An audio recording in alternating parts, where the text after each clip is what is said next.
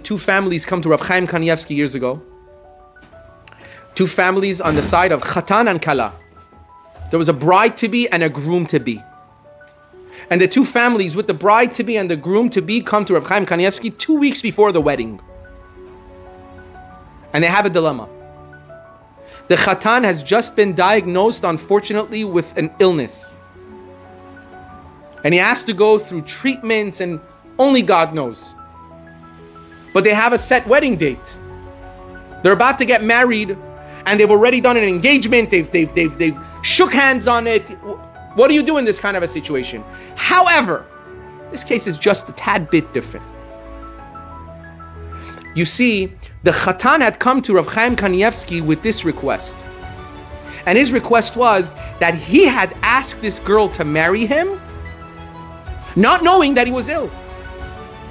And now he wants to break off the wedding because there's no way that he'll ask this girl to join him in his life when he knows that she'll have to probably take care of him, she'll have to go through all the therapies with him, and he doesn't want to do that. He doesn't want her to do that. Out comes the girl and it says, absolutely not. She says when she agreed to marry him, it was for better or worse. She's not leaving now. She'll do whatever it takes. Can you understand this? He's saying he wants her to get out. She's saying she's not leaving him. Whatever it means, it's gonna happen. It's gonna happen. That's what she said. She said, "This is what Hakadosh Baruch Hu." And on top of it, she tells Rav Chaim Kanievsky. She says, "This is Hakadosh Baruch." She feels this is Hashem testing her to see if she will truly be the wife that she's supposed to be.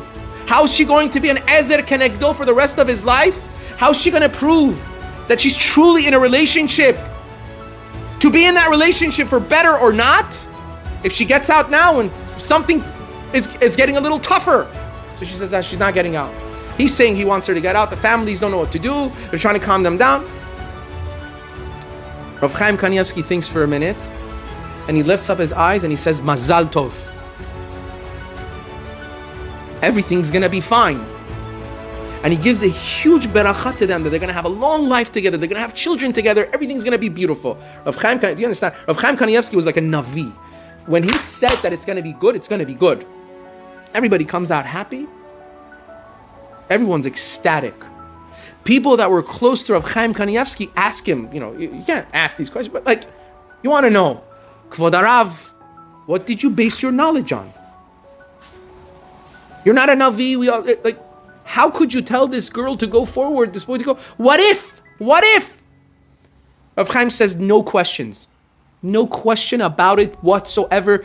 Everything's going to be fine. It's a guarantee. And he says, my answer is in a midrash. Let me tell you the midrash. It says there's a midrash that says one time Alexander the Great was visiting a foreign king. And as they're sitting and having their luxurious lunches and dinners and stuff, and Alexander the Great wanted to know how this king rules his kingdom. And a case comes before him, before this king. And Alexander says, I'm interested to see how you deal with your people. What's the case? Two people come before the king. One of them had a piece of land and he had sold it to the other guy. One of them says, I bought land from this guy, my friend, and I found a treasure hidden in this land. And they asked the other one, they go, is this true? He says, yes, I sold him this piece of land and he found a treasure in it. So now you would think the guy's going to come and say, I sold this land only, not the treasure. Treasure's mine, give it back to me. That's not what happened. The guy who sold the land was saying, I sold the land with everything in it. He owns the land and the treasure. The other guy was saying, I only bought land. The treasure does not belong to me. I don't want it. He has to take it back. And this is the argument they were having. So Alexander wanted to know how this guy's going to deal with this. What does he do? He asks one of them, do you have a son? He says, yes. He asks the other one, do you have a daughter? He says, yes. He says, what do you think? You match them together and they should get married? This guy looks at the other guy and goes, I don't mind. I like him. He says, I don't mind either. He says, Mazal Tov, the money goes to your children. Everybody's happy, beautiful. And they have money for the rest of their lives.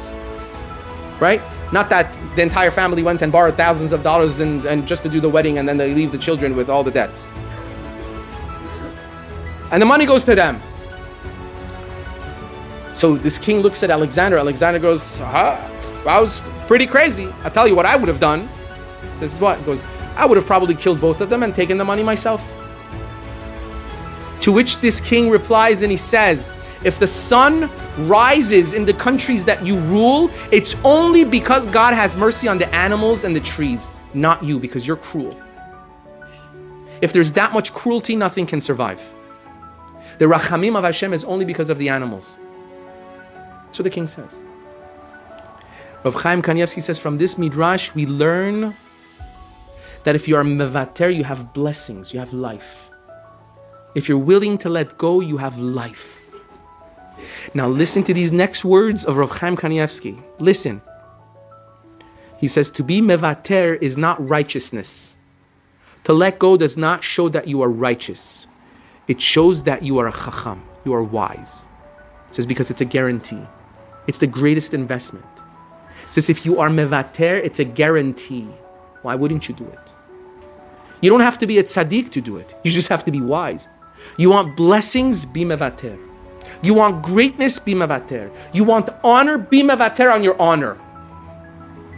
It's okay. You want to be honored, run away from honor. Be mevater, it's okay. It's all right, things happen. Look at what Chachamim say about the conversation between Moshe Rabbeinu and HaKadosh Baruch Hu. HaKadosh Baruch Hu tells Moshe Rabbeinu, because of you, I'm going to honor your brother. Because of what you said. Why? Because Moshe Rabbeinu could have asked for the Kehuna himself. Wouldn't he have deserved it? It was initially his. But he didn't.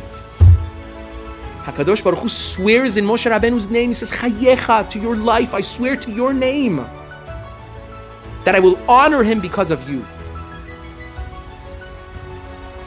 Words of Rav Chaim Kanievsky. Guaranteed. Guaranteed. And by the way, this family, Baruch Hashem, they have children. Everything's fine.